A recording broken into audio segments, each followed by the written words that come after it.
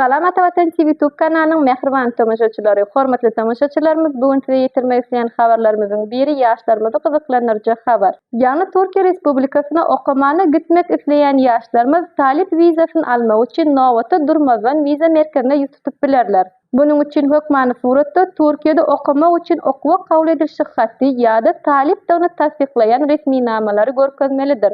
Bu barada GTV merkezi habar berýär. Mehriban ýaşlar, şu ýerde size ýene bir zat ýatlady geçmek isleýär. Egerde siz hem Türkiýe Respublikasynda bilim almak isleýän bolsaňyz, resmi namalaryňyzyň dogry we taýyk terjime edilmegi wajyp bolup durýar.